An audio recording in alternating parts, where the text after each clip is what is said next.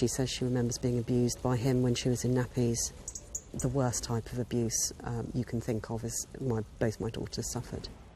Susan has 2 children. She believes her youngest daughter was bred for purpose.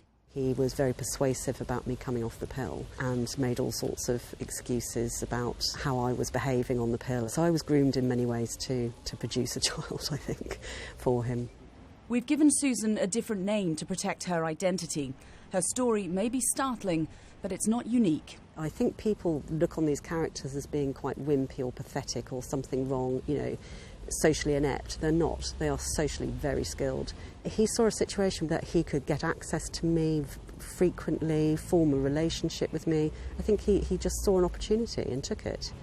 Susan and her children are supported by a charity which says parental abuse is on the rise. The only picture which is in any way unhappy, showing the dagger being plunged into his heart. Mossack says of more than 800 helpline calls in the last year, more than half report that the abuser in question is a parent or step-parent.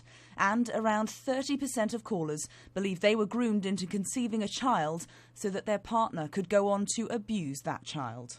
Paedophiles who are very devious will go to any lengths to access children, and the most vulnerable children, who's more vulnerable than their own children.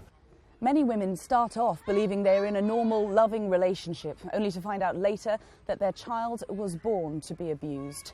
And then on top of that, some are now claiming they are having to repeatedly face their ex-partner in court because he, as the father, has the right to seek access to his victim. Those wary of any change in the law cite a parent's right to a relationship with their child, irrespective of any criminal convictions.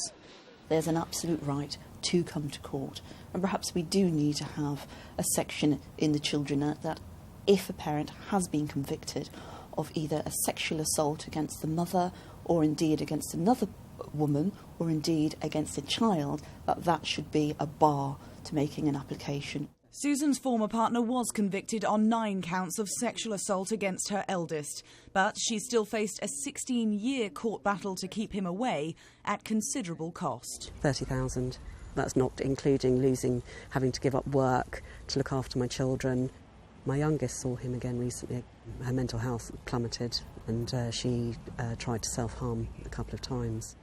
Her daughters are still living with the abuse they suffered. Susan is still angry that their ordeal goes on because of the legal rights of a paedophile father.